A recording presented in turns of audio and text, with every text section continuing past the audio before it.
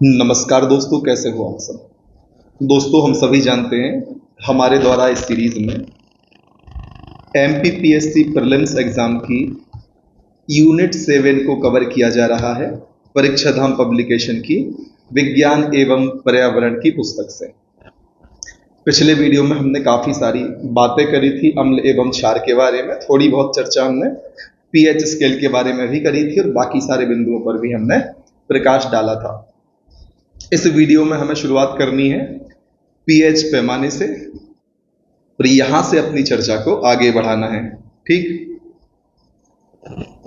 तो दोस्तों सबसे पहले बात आती है पीएच का पूरा नाम क्या है। तो पीएच का पूरा नाम है पोटेंशियल पावर ऑफ हाइड्रोजन। इसको आप ध्यान रख लें।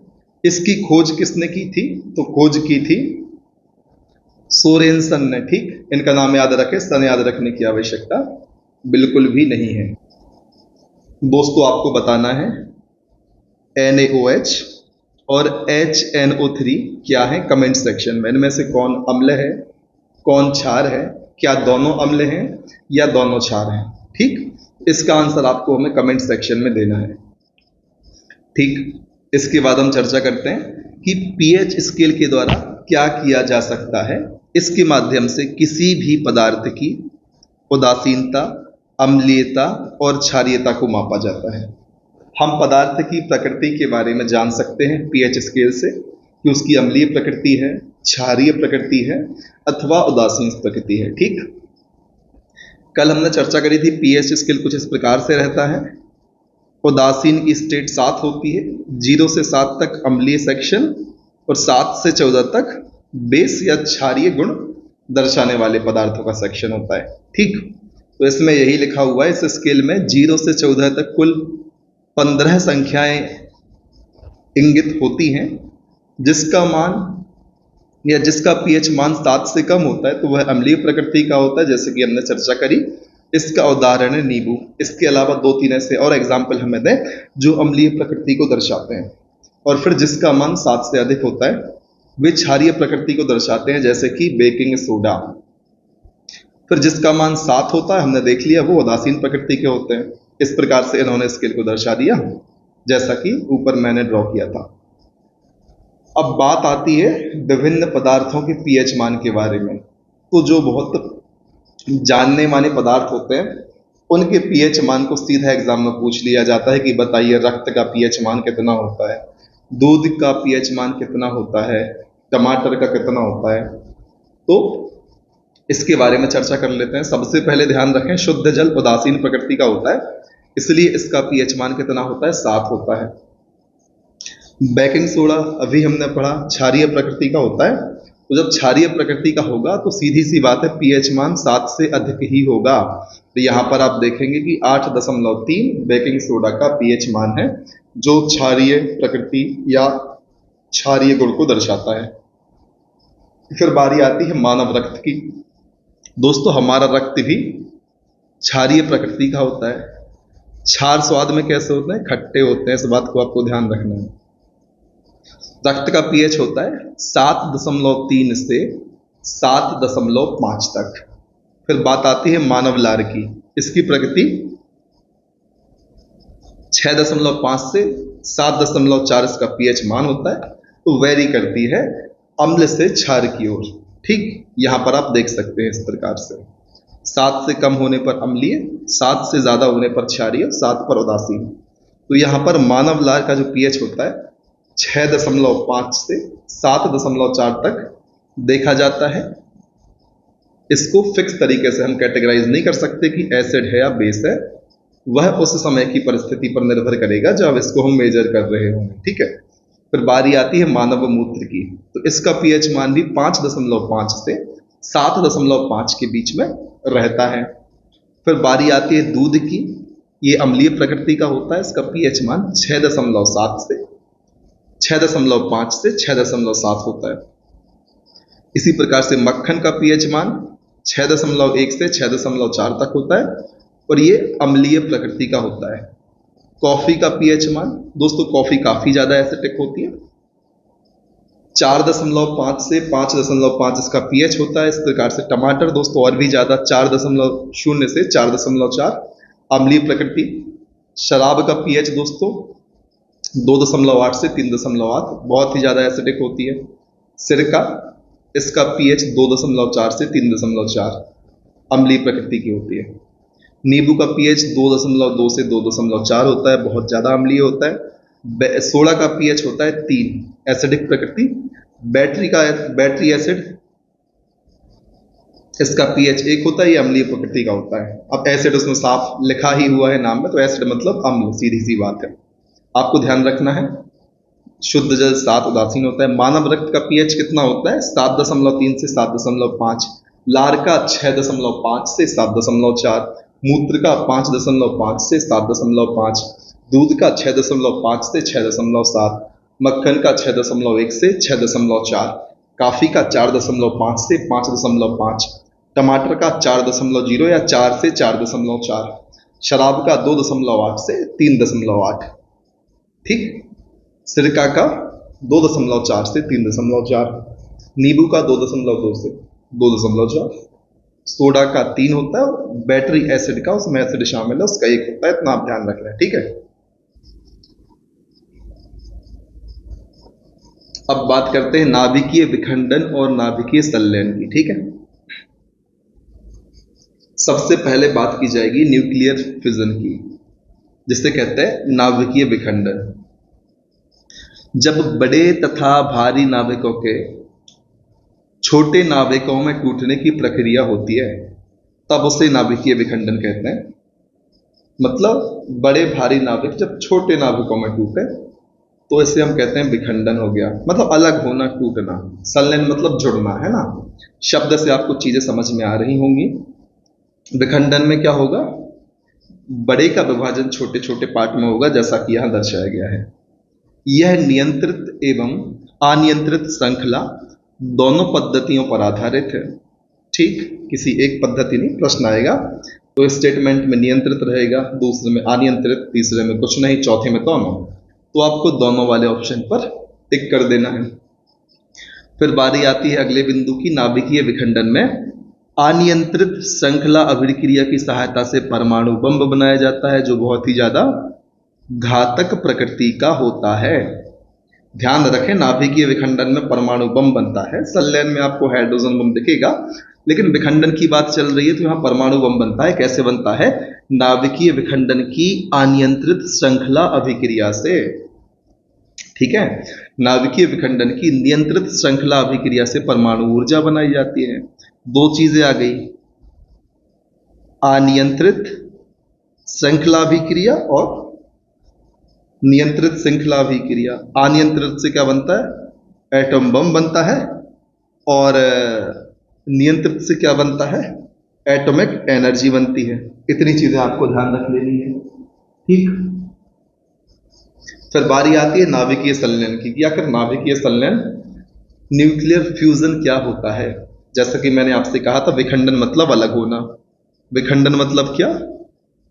अलग होना या टुकड़ों में विभाजित होना। संलयन मतलब क्या? जुड़ना। तो जब दो हल्के इलेक्ट्रॉन नाभिकों की सहायता से एक भारी नाभिक बनाने की प्रक्रिया होती है, उसे हम कहते हैं नाभिकीय संलयन। और इस प्रक्रिया में जब ये प्रक्रिया होती है तो इसमें बहुत ज्यादा मात्रा में एनर्जी निकलती है और यह अनियंत्रित पद्धति पर आधारित होती है।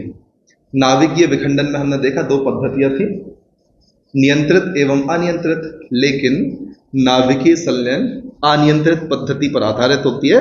और हाइड्रोजन बम दोस्तों इसी सिद्धांत पर काम करता है।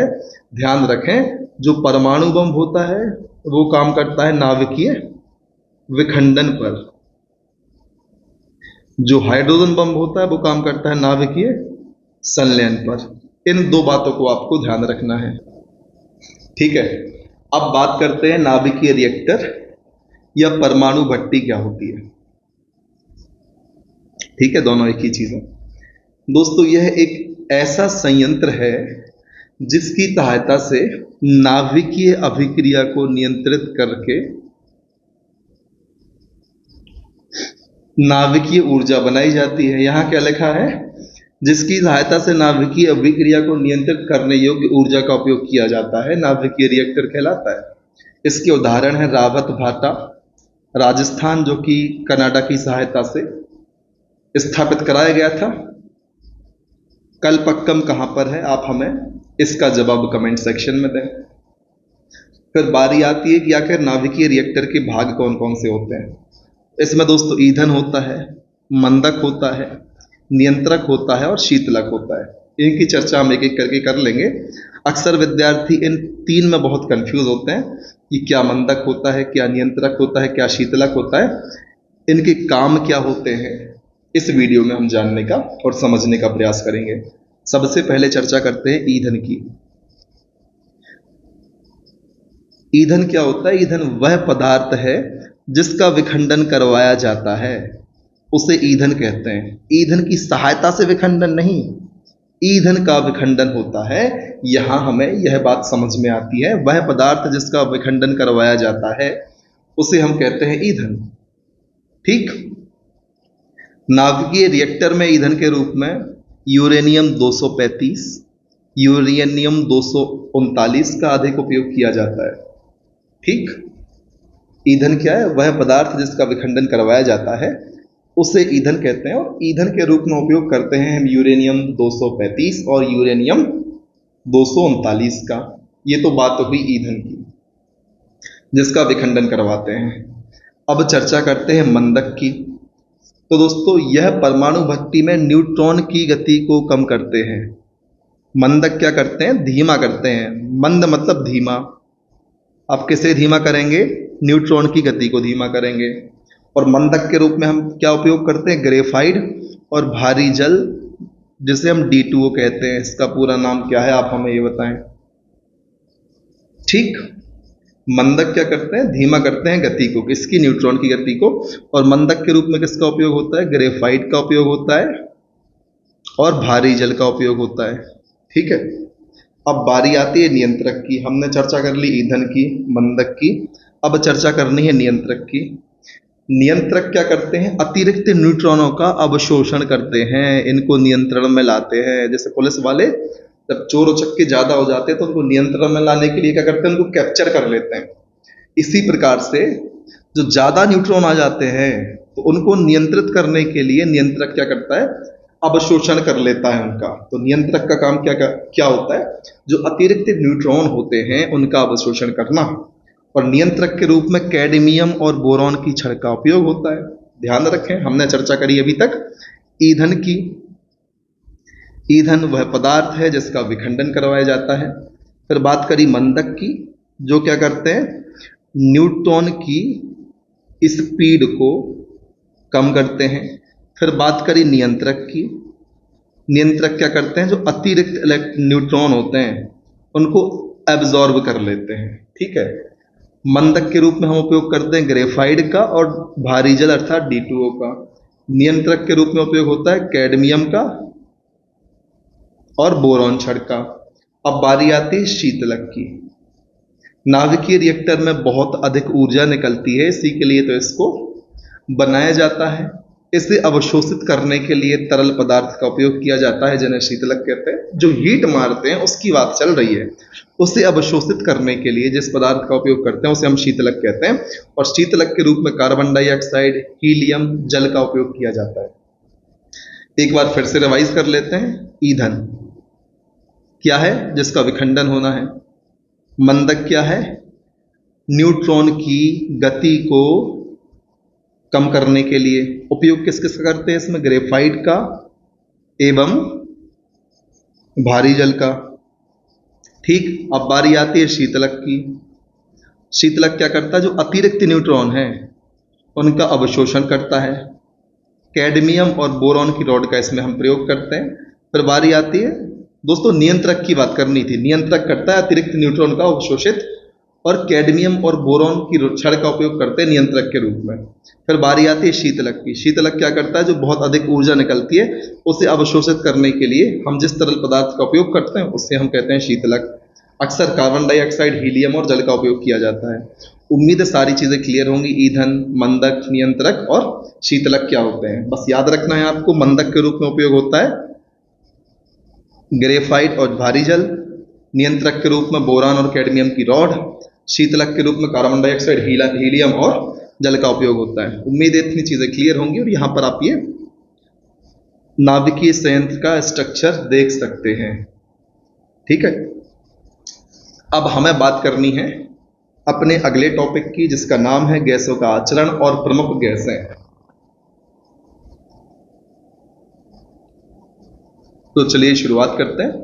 ध्यान रखें गैस द्रव्य की, दोस्तों द्रव नहीं लिखा है, याद रखें द्रव एवं द्रव्य में अंतर है। द्रव मतलब लिक्विड, द्रव्य मतलब मैटर या पदार्थ। क्लियर है? एक बार मैं और स्पष्ट लिख देता हूं। द्रव मतलब लिक्विड, ठीक, और द्रव्य मतलब पदार्थ, मैटर।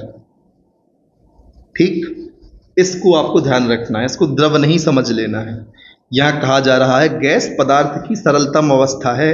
हमारे चारों ओर वायुमंडल में विभिन्न गैसें उपस्थित हैं और ये हम बचपन से बात जानते हैं। ठीक है, सबसे ज्यादा नाइट्रोजन है, फिर ये है, फिर वो है, सारी चीजें हैं। क्या कैसे है, कमेंट आपके लिए ओपन है। वायुमंडल में ऑक्सीजन, कार्बन डाइऑक्साइड, नाइट्रोजन तथा जलवाष्प आदि गैसें उपस्थित हैं। गैसों की गुण की यदि हम बात करें तो गैसें अत्यधिक संपीड्य होती है, इसे हम कंप्रेस कर सकते हैं। हम देखें एलपीजी सिलेंडर में, सीएनजी सिलेंडर में आपको गैस कंप्रेस्ड फॉर्म में ही मिलती है। हल्की सी उसको जगह मिलती है, बहुत प्रेशर के साथ बाहर निकलती है, क्योंकि उसको बहुत प्रेस करके उसके अंदर फिल किया जाता है। संपीड़न बहुत ज्यादा होता है गैसों में, इनका गुण होता है। आकार और आयतन निश्चित नहीं होता। ठीक, गैसों को दबाकर इनका आयतन कम किया जा सकता है। आकार निश्चित नहीं होता, आप समझ रहे हैं, कमरे में भी हो सकती है, डब्बे में भी हो सकती है, बलून में भी हो सकती है। आयतन की कैसी बात है, जैसे पानी 1 लीटर का जग है, उसमें आप 1 लीटर पानी ही भर सकते हैं, और उस पानी को निकालकर आप किसी दूसरे 1 लीटर के पात्र में भरेंगे तो आराम से आ जाएगा। लेकिन गैस में ऐसा नहीं है, गैस का आयतन भी परिवर्तित होता रहता है। इस चीज को आपको ध्यान रखना है। संपीड़न बहुत ज्यादा होता है। ठीक, इस कारण से ये स्थिति देखने को मिलती है कि इनका आयतन अनिश्चित होता है और आकार तो अनिश्चित होता है, एक फिक्स आकार नहीं होता है इनका। ठोस में फिक्स आकार होता है, द्रव का आकार निश्चित होता है लेकिन आयतन फिक्स होता है। गैसों में आकार भी फिक्स नहीं होता, वॉल्यूम भी फिक्स नहीं होता, इस चीज को ध्यान रखें। गैसों को दबाकर इनका आयतन कम किया जा सकता है।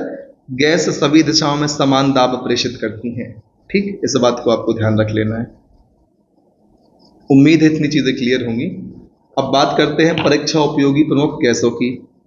गोताखोर किस गैस का उपयोग करते हैं? व्यवहारिक चीजें लिखी हुई हैं। गोताखोर दोस्तों ऑक्सीजन और हीलियम के मिश्रण को उपयोग करते हैं जब वो पानी के अंदर, समुद्र के अंदर जाते हैं। गोताखोर किसका उपयोग करते हैं? ऑक्सीजन तो चाहिए ही चाहिए, साथ में हीलियम भी। सबसे जहरीली गैस हम सभी जानते हैं कार्बन मोनोऑक्साइड है, CO है। आंसू गैस कहते हैं क्लोरो एसिटोफिनोन को। ध्यान रखें आंसू गैस कौन सी है? Chloro acetophenone.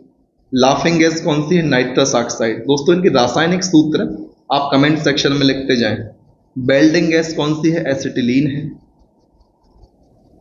प्राकृतिक फलों को पकाने वाली गैस है एथिलीन। कच्चे फलों को पकाने वाली एसिटिलीन। सड़े अंडे की गंध वाली गैस कौन सी है? Hydrogen sulphide. इससे सड़े अंडे के समान गंध आती है। वही जज कर पाएगा जैसे सड़े अंडे की गंध ली होगी, जिसने नहीं की होगी तो कैसे अनुमान लगा सकता है कि ऐसा कुछ होता होगा। ठीक है, marsh gas, biogas, mine gas और प्राकृतिक गैस। यहां आपको सुविधा हो गई, चारों मीथेन है, ध्यान रखें कंफ्यूज ना हो। Marsh gas, biogas, mine gas और प्राकृतिक गैस, ये सभी की सभी गैस, ये सभी नाम है मीथेन के। ठीक, उम्मीद है इतनी चीज क्लियर होगी। फिर बारी आती है एसी फ्रिज में कौन सी गैस? CFC, freon gas. ठीक, लाइटर गैस होती है ब्यूटेन। जो सिगरेट पीने वाला है, फिर कोई आग लगाने वाला लाइटर होता है, उसमें कौन सी गैस होती है? ब्यूटेन गैस होती है। फिर बारी आती है LPG गैस की, ब्यूटेन और प्रोपेन। LPG में ब्यूटेन और प्रोपेन होती है, इसको आप ध्यान रखें। एक लाइटर आता है जो गैस जलाने वाला होता है, उसमें जो कंकड़ लगे होते हैं उनके घर्षण से स्पार्क निकलती है और गैस चालू हो जाती है, वहां पर ब्यूटेन की बात नहीं आ रही दोस्तों। ये वो वाला लाइटर जिसमें आप देखते हैं लिक्विड टाइप का भरा होता है, तो उसमें ब्यूटेन का उपयोग किया जाता है, जो आप अपने अंगूठे से प्रेस करके उसको चालू करते हैं। उर्वरक गैस नाइट्रोजन। बीड़ी या सिगरेट से निकलने वाली कार्बन मोनोऑक्साइड सबसे जहरीली होती है, ध्यान रखें स्मोकिंग करने वाले व्यक्ति। ग्लोबल वार्मिंग गैस है कार्बन डाइऑक्साइड। फूली हुई रोटी में कौन सी गैस निकलती है? तो कार्बन डाइऑक्साइड निकलती है। जिसने रोटी बनाई होगी तो रोटी फूल जाती है और उसमें से यदि छेद हो जाता है तो जो गैस निकलती है कार्बन डाइऑक्साइड। पानी को शुद्ध करने वाली क्लोरीन कल चर्चा की थी। फूलों का रंग उड़ाने वाली क्लोरीन। गुब्बारे में भरी जाने वाली हीलियम। शुष्क वर्ग में सॉलिड कार्बन डाइऑक्साइड, ठोस कार्बन डाइऑक्साइड। बल्ब के अंदर ऑर्गन होती है, ट्यूबलाइट में कौन सी होती है ये भी बताएं। वायुयान के टायरों में उपयोग होने वाली नाइट्रोजन गैस होती है। नाइट्रोजन के खोजकर्ता कौन थे ये बताएं। भूकंप के दौरान रेडॉन निकलती है, या भूकंप के दौरान निर्मित गैस कौन सी? रेडॉन है। प्रोड्यूसर गैस कौन सी है? नाइट्रोजन और कार्बन डाइऑक्साइड, ये प्रोड्यूसर गैस है। जल गैस कौन सी है? हाइड्रोजन और कार्बन मोनोऑक्साइड। ध्यान रखें प्रोड्यूसर गैस कौन सी है? नाइट्रोजन और कार्बन मोनोऑक्साइड। जल गैस कौन सी है? हाइड्रोजन और कार्बन मोनोऑक्साइड। डालडा बनाने में उपयोगी है हाइड्रोजन। विज्ञापन बॉक्स में उपयोगी गैस है neon. Bulb gas argon. Polythene बनाने में उपयोगी है एथिलीन। कार के एयरबैग में सोडियम एजाइड। ध्यान रखें व्यवहारिक क्वेश्चन है, पूछ सकते हैं।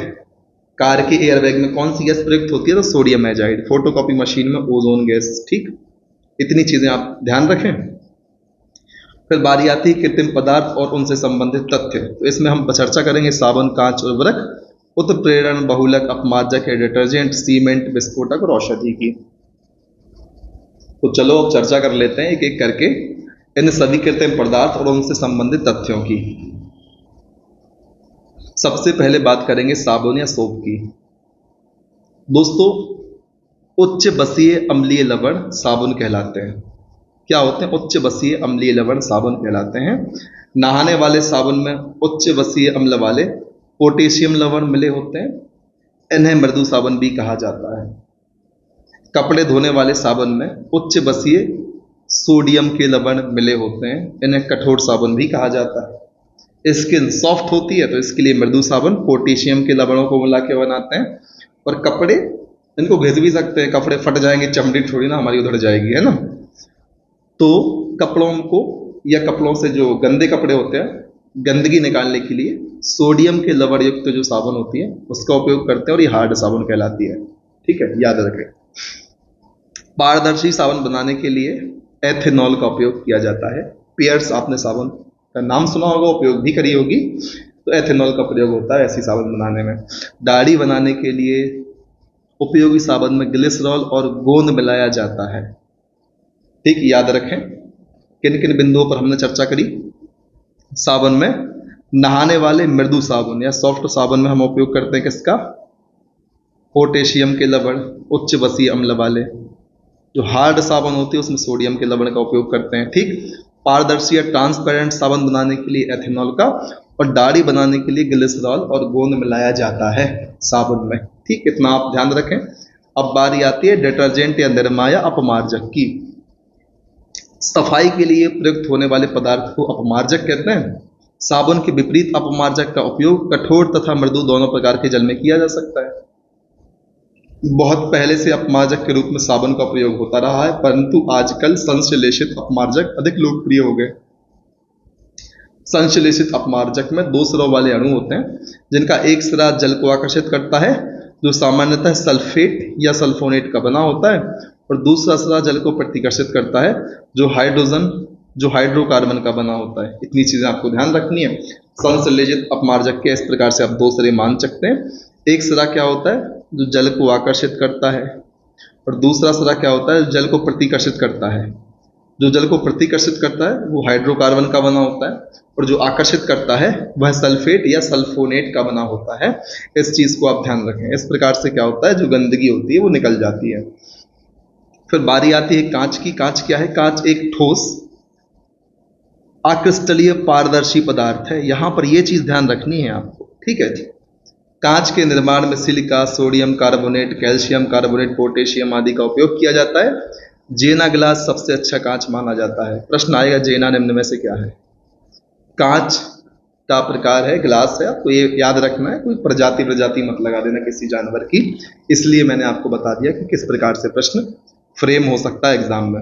अब बारी आती है कांच के प्रकार और उसके उपयोग की, जिसकी चर्चा भी हम कर लेते हैं। ठीक, पायरेक्स कांच सबसे पहले, इसका उपयोग माइक्रोवेव ओवन में होता है। फ्लिंट कांच का उपयोग बल्ब, कैमरा, दूरबीन, माइक्रोस्कोप में होता है। क्रुक्स कांच का उपयोग चश्मा बनाने में। क्राउन कांच का उपयोग चश्मे के लेंस बनाने में। क्रुक्स कांच से चश्मा बनता है, क्राउन कांच से चश्मे के लेंस बनते हैं। ठीक, आपने चश्मे में देखा होगा ना, इस प्रकार से सनग्लासेस की बात नहीं कर, नॉर्मल जो चश्मे होते हैं, इस प्रकार से चश्मे होते हैं। तो चश्मे में भी आपको इस प्रकार से चीज़ें दिखाई देती हैं। तो जो पूरा चश्मा बनता है उसमें क्रुक कांच लगता है, क्रुक्स कांच, और जो लेंस होते हैं, लेंस बनते हैं क्राउन कांच से, जो अलग से यहाँ पर अटैच किए जाते हैं, वो बनते हैं क्राउन कांच से। ठीक, यहाँ पर ये बात की जा रही है, इस बात को ध्यान रखें। सैंडविच कांच, इसका उपयोग होता है बुलेट प्रूफ दीवार बनाने के लिए। जेना कांच का उपयोग प्रयोगशाला में अम्ल और क्षार रखने के लिए। फोटोक्रोमेटिक, इससे धूप के चश्मे बनाए जाते हैं। ठीक, जैसे हम कहते हैं सनग्लासेस। ठीक, ध्यान रखें। माइक्रोवेव ओवन में पायरेक्स कांच। बल्ब, कैमरा, दूरबीन, माइक्रोस्कोप में कौन सा कांच? फ्लिंट कांच। चश्मा बनाने के लिए क्रुक्स कांच, चश्मे के लेंस बनाने के लिए क्राउन कांच। सैंडविच कांच बुलेट प्रूफ दीवार बनाने के लिए। जेना कांच का उपयोग अम्ल क्षार रखने प्रयोगशाला में, और फोटोक्रोमेटिक सनग्लास बनाने में। उम्मीद है इतनी चीज़ें क्लियर होंगी। फिर बारी आती है सीमेंट की। सीमेंट क्या है दोस्तों? सीमेंट मुख्यतः कैल्शियम के सिलिकेट और एल्यूमिनेट यौगिक का मिश्रण होता है। काय के? कैल्शियम के सिलिकेट और एल्यूमिनेट यौगिकों का मिश्रण होता है सीमेंट। विश्व में सबसे पहले आधुनिक ढंग से सीमेंट का निर्माण 1824 में ब्रिटेन के पोर्टलैंड नामक स्थान पर हुआ था या किया गया था, जिसके नाम पर आज भी पोर्टलैंड सीमेंट कहा जाता है। सीमेंट के प्रारंभिक जमाव को धीमा करने के लिए उसमें जिप्सम मिलाते हैं। सीमेंट तुरंत ना जम जाए इसलिए उसमें जिप्सम जमाते हैं, मिला दिया जाता है। जैसे फेविक्विक होती है, जैसे ही आप उसको कहीं पर लगाते हैं तुरंत जम जाती है। यदि सीमेंट में ऐसा हो जाए तो जो काम करने वाले मिस्त्री होते हैं, जब वो मसाला बनवाते हैं तुरंत जमता, तो मसाला बनाते बनाते सीमेंट वहीं सेट हो जाता। ऐसा ना हो इसलिए उसमें जिप्सम मिलाया जाता है, ताकि एक निर्धारित समय के बाद वो सेट होना चालू हो और उसको उपयोग में लाया जा सके। पता चला सीमेंट को तसले में रख कर ले जाए तब तक सीमेंट ही जम गया। ऐसा ना हो इसलिए जिप्सम मिलाते हैं। ठीक, बाकी कहानी आपको पता है। सीमेंट में कैल्शियम के सिलिकेट और एल्यूमिनेट यौगिकों का मिश्रण होता है, इतना आप ध्यान रख लेना। ठीक, अब बारी आती है उर्वरक की। कृषि में उपज बढ़ाने के लिए प्रयुक्त रसायन जो पेड़ पौधों की वृद्धि में सहायक होते हैं उर्वरक कहलाते हैं। काफी विद्यार्थियों को कंफ्यूजन होता है उर्वरक और कीटनाशक में, इनको एक ही समझ लेते हैं विद्यार्थी। उर्वरक का उपयोग किस लिए करते हैं? जो पेड़ पौधे हैं उनकी वृद्धि ज्यादा हो। कीटनाशक का उपयोग क्यों करते हैं? कि जो पेड़ पौधों को नुकसान पहुंचाने वाले कीट पतंगा हैं उनका नाश हो। ये कंफ्यूजन दूर कर लेना। अक्सर विद्यार्थी उर्वरक और कीटनाशक को मिक्स करके चीजों को समझते हैं, तो कई बार सूक्ष्म रूप से जब समझने की आवश्यकता होती है तो यहाँ पर कॉन्सेप्ट लैक हो जाते हैं। इस चीज को आप ध्यान रखें। फिर बारी आती है उर्वरक के प्रकार की। तो नाइट्रोजन उर्वरक, पोटेशियम उर्वरक, फास्फोरस उर्वरक, ये हो गए उर्वरक के प्रकार। कौन कौन से? नाइट्रोजन, फास्फोरस और पोटेशियम उर्वरक। ठीक, एनपीके आपने सुना ही होगा। अब चर्चा कर लेते हैं नाइट्रोजन के उर्वरक, जिसमें urea, ammonium sulphate, calcium cyanamide, calcium nitrate, sodium nitrate शामिल है। पोटेशियम उर्वरक की यदि हम बात करें तो इसमें potassium nitrate, potassium sulphate, potassium chloride और कैनेट शामिल है। फास्फोरस उर्वरक की बात करें तो इसमें सुपर फास्फेट, फास्फेटी डाई अमोनियम सल्फेट, जिसे हम डीएपी कहते हैं, मेटाफास्फेट, कैल्शियम फास्फेट उर्वरक बनाने में नाइट्रोजन, फास्फोरस और पोटेशियम का प्रमुख रूप से उपयोग किया जाता है। इसको आप ध्यान रख लें। ठीक है, फिर बारी आती है उर्वरक सामान्यतः निम्न प्रकार के होते हैं: urea, super phosphate, ammonium phosphate, potash, NPK मतलब नाइट्रोजन, फास्फोरस, पोटेशियम। उम्मीद है इतनी चीजें क्लियर होंगी। फिर बारी आती है विस्फोटक पदार्थ की। वे पदार्थ जो एकाएक धक्के से या चोट मारने से या सुलगाए जाने से अधिक मात्रा में ऊर्जा उत्पन्न करते हैं, इसे हम कहते हैं विस्फोटक पदार्थ। इसमें आता है डायनामाइट, आरडीएक्स, जिलेटिन, टीएनजी, ट्राइनाइट्रोग्लिसरीन। ठीक, सबसे पहले चर्चा करनी है डायनामाइट की। डायनामाइट को नाइट्रोग्लिसरॉल की सहायता से मिलकर बनाया जाता है। ठीक, डायनामाइट का उपयोग चट्टानों को तोड़ने और पहाड़ी स्थानों पर सुरंग बनाने में करते हैं। नाइट्रोग्लिसरॉल याद रख लेना इसके कंटेक्स्ट में। अब बारी आती है आरडीएक्स की। इसका पूरा नाम है research and development explosive. Research and developed explosive आपको याद रखना है, RDX, research and developed explosive. इसे प्लास्टिक विस्फोटक भी कहते हैं, ध्यान रखें, प्लास्टिक विस्फोटक किसे कहते हैं? आरडीएक्स को कहते हैं। इसका रासायनिक नाम साइक्लोट्राइमेथाइलिन ट्राइनाइट्रोमाइन होता है। साइक्लोट्राइमेथाइलिन ट्राइनाइट्रोमाइन होता है, इसको आप ध्यान रखें। आरडीएक्स में तापमान एवं आग की गति को बढ़ाने के लिए एल्यूमिनियम का चूर्ण मिलाया जाता है। ठीक, फिर बारी आती है जिलेटिन की।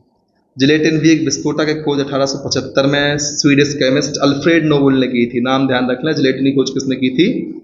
अल्फ्रेड नोबल ने की थी। इसे नाइट्रोग्लिसरीन और लकड़ी की लुगदी की सहायता से बनाया जाता है। इसका उपयोग खदानों में ब्लास्ट करने के लिए करते हैं।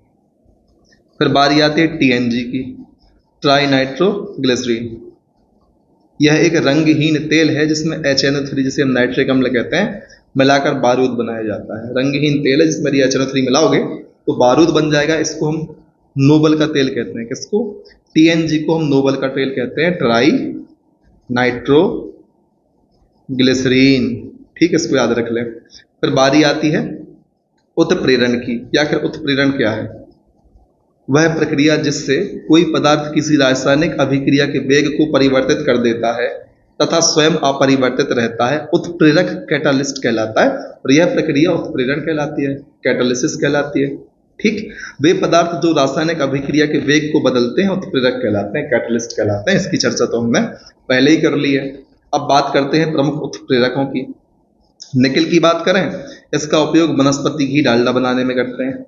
लोहे के चूर्ण का उपयोग करें तो अमोनिया गैस निर्माण की हैवर विधि में इसका उपयोग किया जाता है। नाइट्रोजन ऑक्साइड की बात करें तो सल्फ्यूरिक अम्ल बनाने की शीश कक्ष विधि में इसका उपयोग होता है। क्यूप्रिक क्लोराइड का उपयोग क्लोरीन गैस बनाने की डीकन विधि में होता है। C4 क्यूप्रिक, C4 क्लोरीन बनाने की डीकन विधि। गर्म एल्यूमिना का उपयोग एल्कोहल से ईंधन बनाने वाली विधि में होता है। ऐसे एल्यूमिनिया, ऐसे एल्कोहल, इसको आप इस तरीके से याद रखें। फिर यहां पर इतनी चीजें खत्म होती हैं। फिर बारी आती है औषधि रसायन की।